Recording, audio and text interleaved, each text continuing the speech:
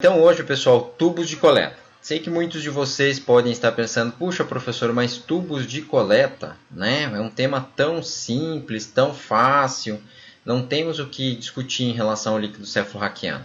Pois é, pessoal, mas infelizmente nós ainda temos serviços, nós temos dúvidas, alguns colegas têm dúvidas, tá, sobre isso, por conta da...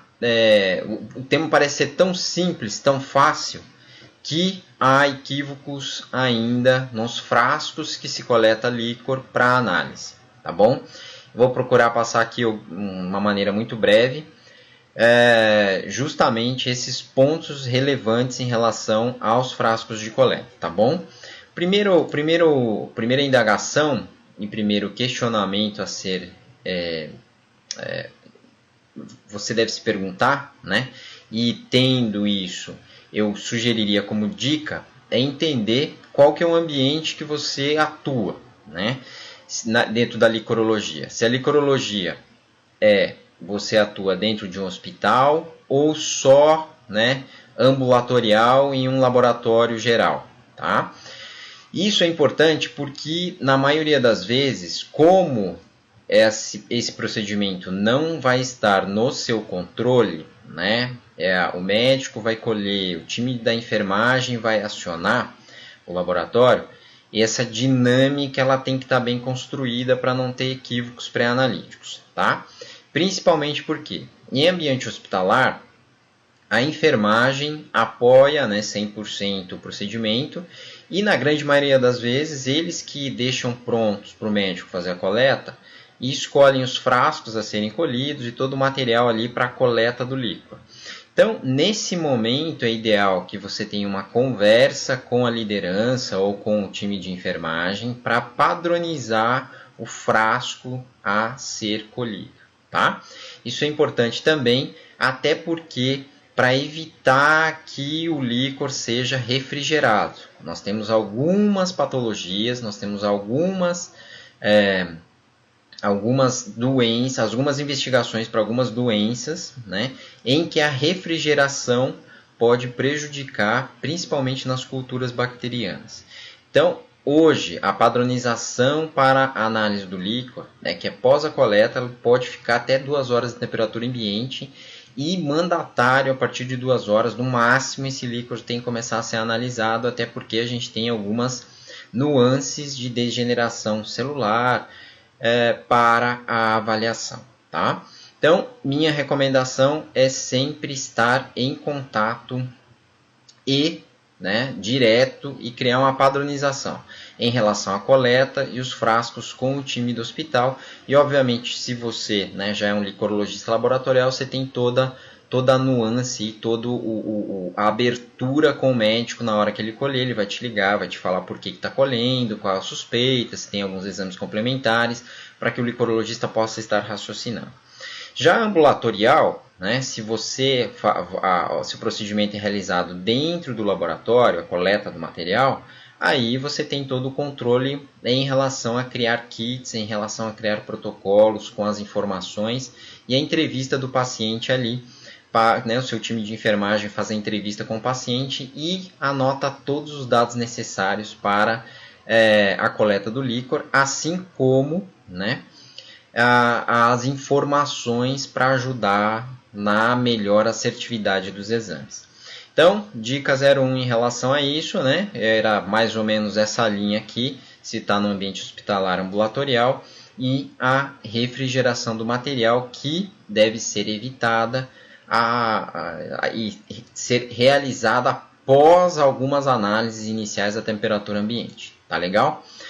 No Brasil, nós temos uma cultura em relação aos tipos de frascos que o líquor é colhido, né? Esses frascos, eles são bastante disseminados, né, culturalmente, mas nós temos que ficar um pouco com o pé atrás, porque hoje, com as tecnologias que nós temos e os painéis que nós temos, tá, alguns desses materiais, alguns desses frascos contêm alguns materiais que interferem nas análises, principalmente as análises mais complexas envolvendo quadros de demência, tá? Investigação para demência. Então, isso tem que ficar bem claro, porque pode estar fazendo, né, com que o resultado seja equivocado justamente pela composição do frasco, tá? Tradicionalmente, né, culturalmente no Brasil, os frascos de vidro, aqueles frascos de penicilina, né, alguns hospitais, alguns serviços até reutilizam esses frascos, fazendo toda a parte da asepsia, obviamente esterilização, né? E esses frascos aqui, dependendo para alguns painéis, eles não são recomendados justamente porque os seus componentes e sua estrutura física, né, molecular e física, pode estar interferindo nos testes quando o líquor é colhido e exposto a esse material. Então, não se recomenda. Outro ponto importante, né, em relação ao vidro é a quantidade de frascos a serem colhidos. Então, é um material que pode, quando cair, pode, né, quebrar. Então, tem todas algumas nuances de dia a dia. Já o plástico, né, muitos serviços colhem naquele frasco de urina que é entregue para o paciente para a cultura de urina. Então, esses frascos de plástico são bastante utilizados, né, mas requerem certos cuidados. Por quê? Em ambos os casos, tanto nesse de plástico como de vidro, na minha experiência, eu já peguei alguns resultados até de parâmetros bioquímicos bastante diferentes do que se esperava para o paciente pelo quadro dele e pela fisiologia do momento que o paciente estava, com resultados divergentes, tá? Justamente por quê? Porque as amostras foram colhidas em frascos, tanto nesse frasco de urina que é usado para cultura, ou no de vidro. Existem alguns materiais que podem estar interferindo. Então, assim, o de vidro tem a chance de ter algum procedimento equivocado na hora da esterilização. Então, você tem que ficar atento, porque isso pode interferir nos parâmetros bioquímicos. Ah, professor, eu nunca tive nenhum problema. Ok, realmente, a chance de dar um problema é pequeno em relação a isso que eu estou comentando agora. Mas é possível. Então, fiquem atentos para resultados divergentes, tá? Já então a questão dos frascos de plástico, também tem que ficar atento que muitos serviços de enfermagem, na hora de pegar o frasco ali, existem hoje embalagens, né, muito similares. Então isso pode estar se equivocando, em vez de pegar o frasco estéril, né, esse de cultura geral, ou de urina, na maioria das vezes, pega o frasco que não é estéril.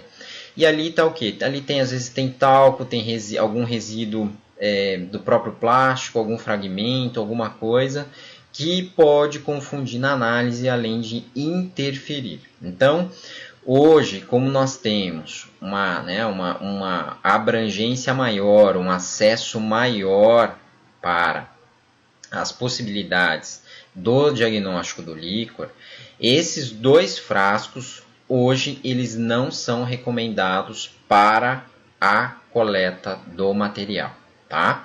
Ah, professor, mas o meu serviço aqui quase sem recursos, a gente reutiliza. Veja, pessoal, cada um adapta a sua rotina, né?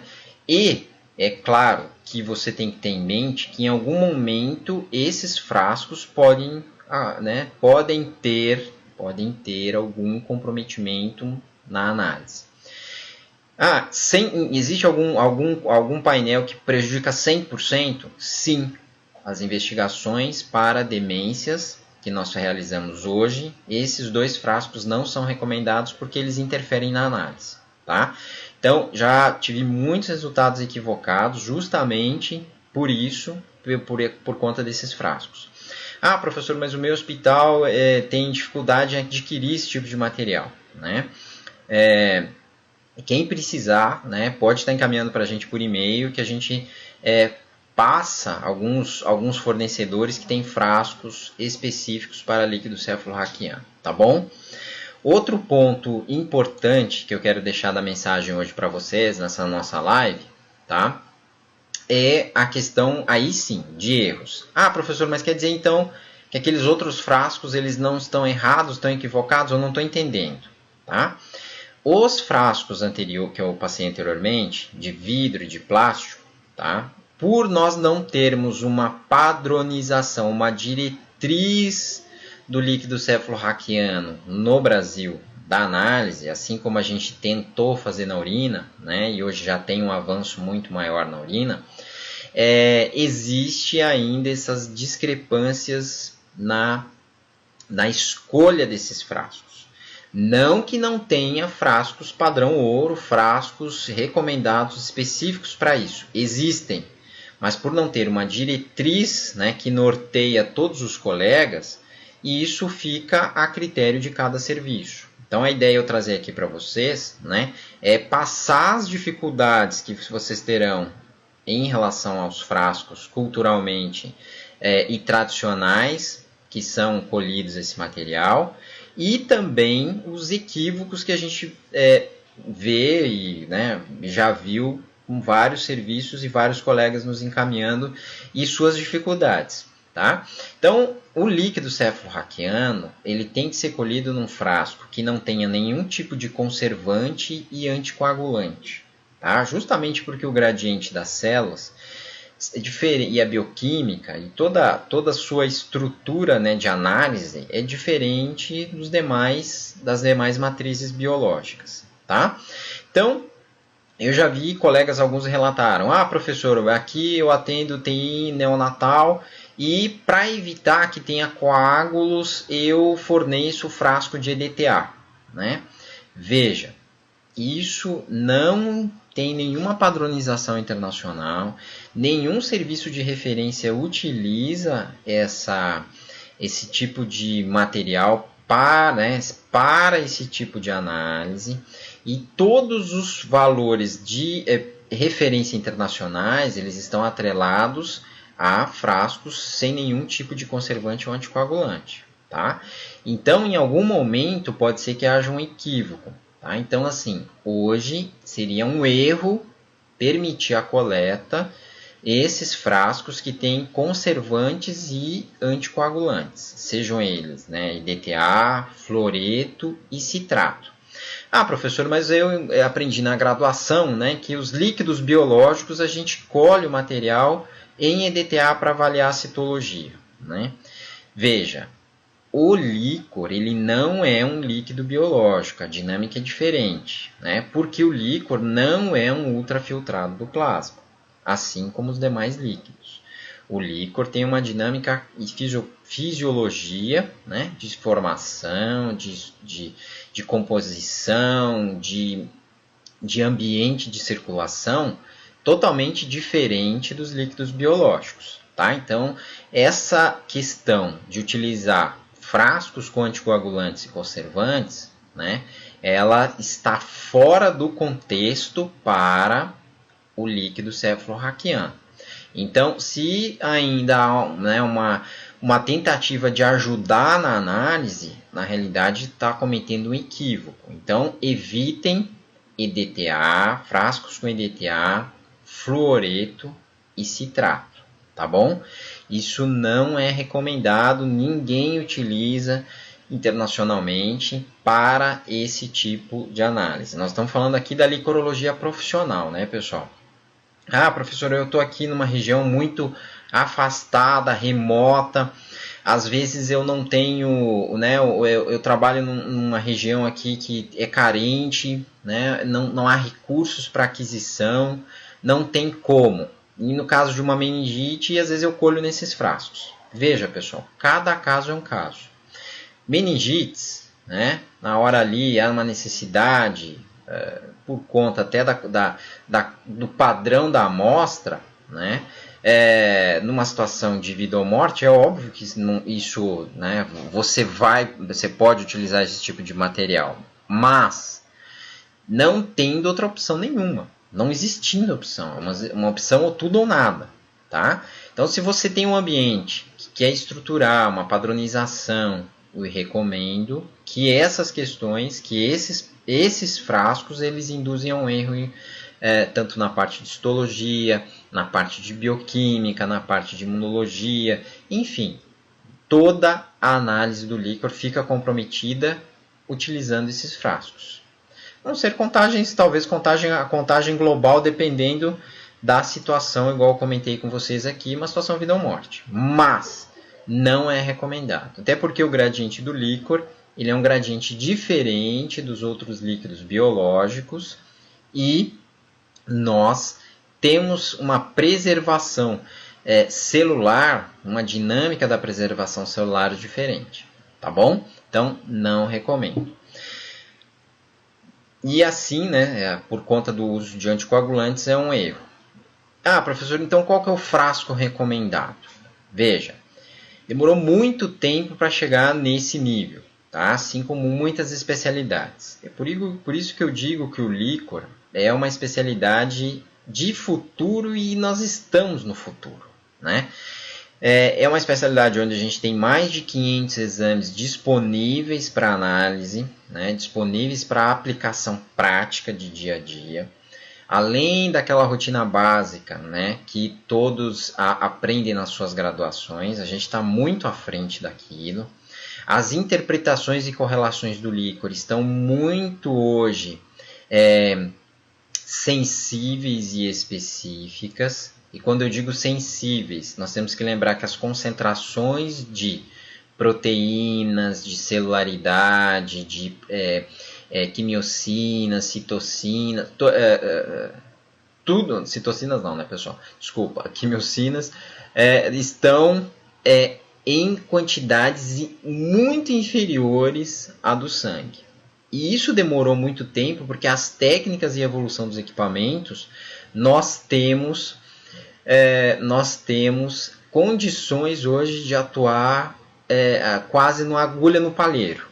Né? Isso é muito importante. Então, essa dinâmica, por se tratar de pequenas frações, de pequenas quantidades e os detalhes, pequenos detalhes, quanto menos você, né, trazer ambientes que interfiram nisso, a gente aprimora a análise. Professor, eu não entendi nada do que você falou. Nós temos que evitar uma soma de erros, né? Desde a contagem global ser realizada numa automação ou na câmara de Neubauer, o frasco a ser colhido, né? A questão da qualidade da amostra e do volume da amostra, que a gente vai discutir um pouquinho na sequência. Tudo isso hoje interfere quando a gente vai lá atuar na agulha no palheiro, né? Eu costumo também fazer um paradoxo aqui, que o líquor tem um mesmo sentido, né, de uma fotografia.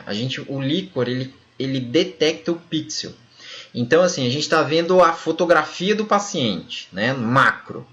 E o líquor é o pixel. Um pixel que está lá. Lá é aquele detalhe que a gente define. E dependendo das técnicas que a gente utiliza, né, há uma série de interferentes. Então, para que isso seja minimizado ou praticamente, né, deletado, a gente delete essas interferências, a gente precisa ter um ambiente profissional para análise do líquor. Então, esse frasco que vocês estão visualizando aí é um frasco que foi construído, elaborado a partir de vários estudos, várias recomendações, com o material específico para evitar qualquer equívoco na análise do líquor, tanto bioquímico, imunológico, citológico, tá? Sem nenhum tipo de conservante e anticoagulante. Ah, professor, mas essa marca aí que você está mostrando para a gente é muito cara. Existem outras similares, né? Numa comparação, né, existem marcas que têm aquele frasco com tampa branca, né, assim como esse, mas um pouquinho diferente, porque esse aí tem uma rosca, é todo padronizado para o líquor. Existem frascos com aquele tampa branca que tem a ausência de aditivos, né, ausência de anticoagulantes, conservantes, nada. Aquele frasco também pode ser utilizado para o líquido cefalorraquiano, tá?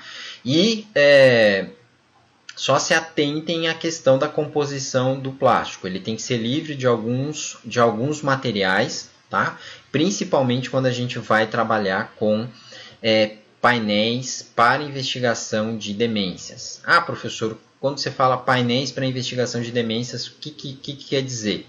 Hoje a gente tem condições, utilizando biomarcadores, de fazer uma avaliação desses biomarcadores, né, que a gente chama com o resultado da bioassinatura, quando nós comparamos com, compomos com os dados clínicos, genéticos, familiares do paciente e toda a parte clínica desse paciente, essa bioassinatura desses biomarcadores que são proteínas, a gente consegue definir um quadro e diferenciar os vários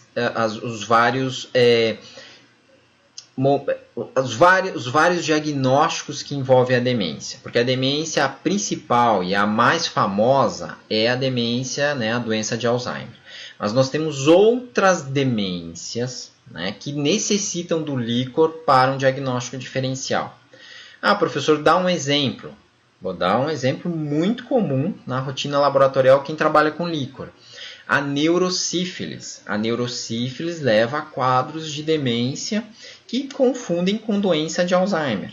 E quando você vai fazer a análise do líquor, o líquor tem um perfil completamente diferente. Então, muitas vezes, eu já peguei várias vezes, pacientes com indicação para doença de Alzheimer, vai lá, faz a coleta, e essa coleta, você vai lá e analisa o líquor. Quando você vai para analisar o líquor, a solicitação é a edição dos biomarcadores, ou seja, as proteínas, né, que começam a alterar em determinada idade, 35, 40 anos, e a gente já começa a ver o perfil dessas mudanças, licoricamente. E aí, quando você vai analisar o líquor, antes de analisar as proteínas, né, que dão a bioassinatura, você vê lá que o padrão do líquor está completamente diferente do que se espera para a doença de Alzheimer na celularidade, na proteína, e aí você puxa a investigação para outro caminho que não a doença de Alzheimer e evita que o paciente gaste desnecessariamente e faça um tratamento que não vai ajudar ele nem um pouco, né? E sim, ele tem uma outra patologia que levou à demência. Estou dando um exemplo aqui, mas a gente tem uma série de gatilhos que levam a quadros de demência, sejam elas infecciosos, inflamatórios, autoimunes, que são necessários, onde o líquor tem uma necessidade hoje de ser indicado, de ser realizado para fazer esse diagnóstico diferencial. Então, esse frasco aqui ele foi composto, né, para isso, livre de alguns materiais que interferem nesses painéis, tá bom? Outra coisa que sempre perguntam para a gente. Ah, professor, quantidade dos tubos. Como que é a ordem desses tubos? Como que funciona, né?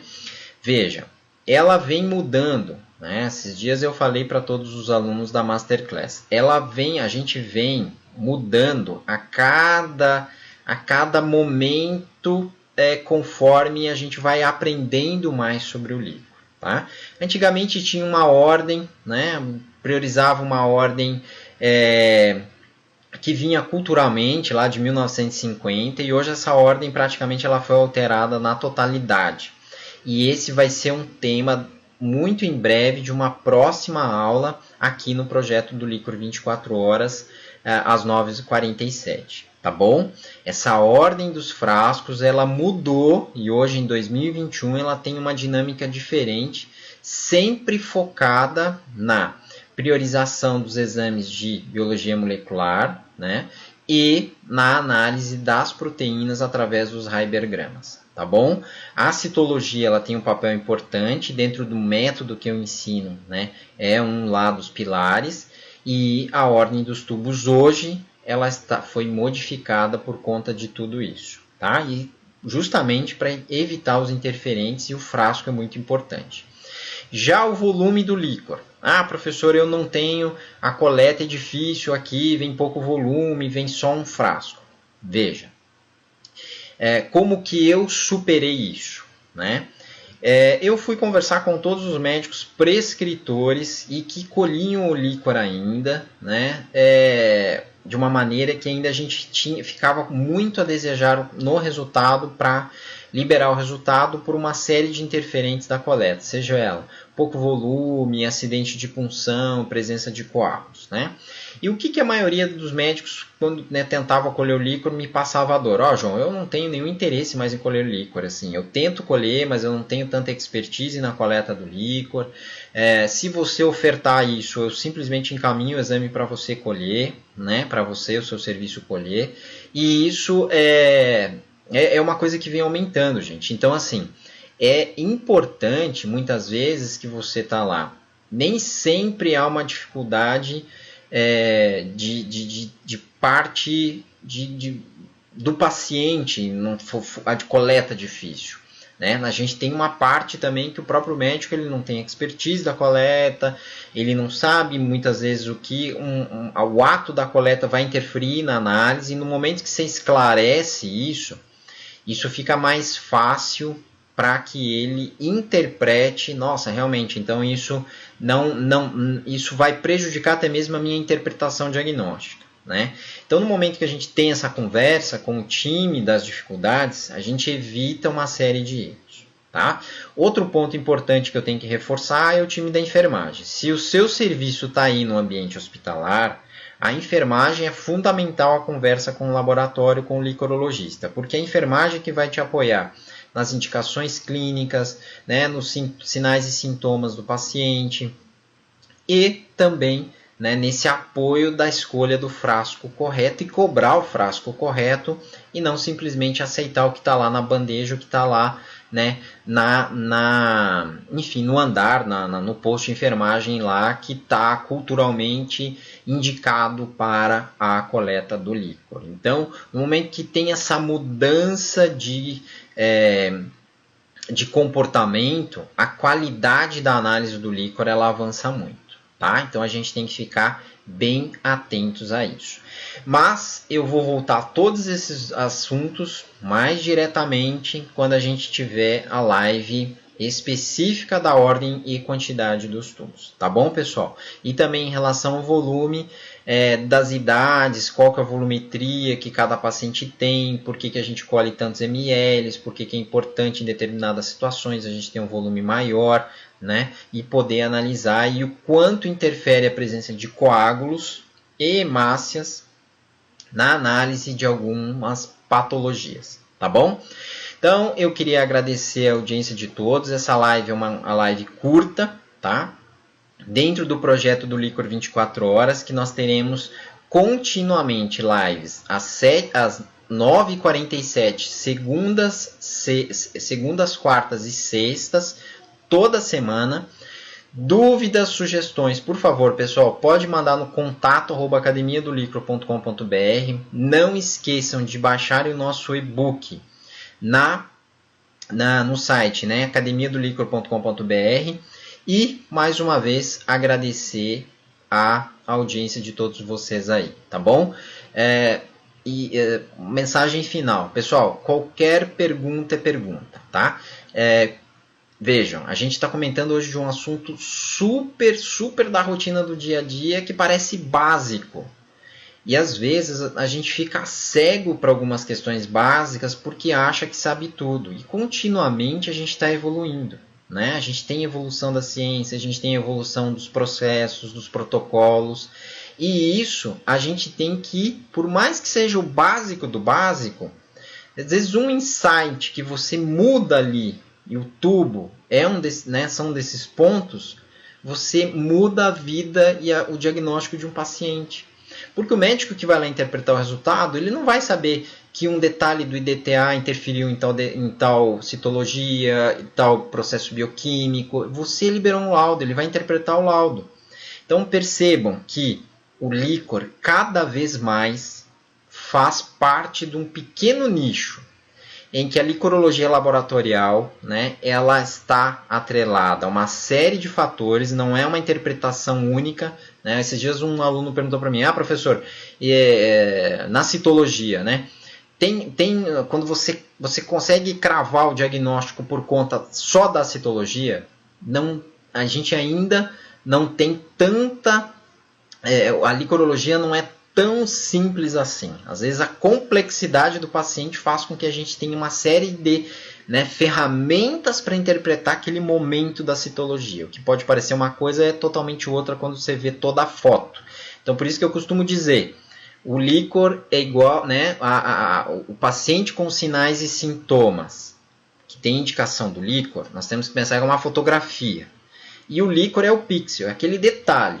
Para poder interpretar o pixel, enxergar o macro, a gente tem que ter todos os detalhes. E o frasco no líquor não é diferente, pessoal. Eu já cansei de refazer amostras de líquor porque os colegas estavam aceitando frascos que não eram adequados. E o resultado totalmente diferente. Aí o que acontece? Aquele laboratório não é legal, aquele laboratório me deu um resultado que não estava legal, aquele laboratório é assim, eu conversei com o laboratório, eles não sabem nem o que estavam falando. Então, isso traz uma insegurança para o laudo. E o frasco é um dos carros de entrada para a análise e interpretação do líquor. Tá bom, pessoal? Muito obrigado e até a próxima. Então, amanhã, quinta-feira, 19h30, ao vivo, Brasília, como montar o laudo de líquor no detalhe, tá? Com uma outra roupagem, como que você classifica, como que você vê, o porquê de cada ponto do laudo do líquor, a gente vai estar comentando amanhã às 19h30. E também, sexta-feira, encontro vocês aqui nesse mesmo horário no projeto do Líquor 24 horas, com o tema que está aí tá no Instagram, a gente postou os temas da semana, tá bom? Muito obrigado e até a próxima.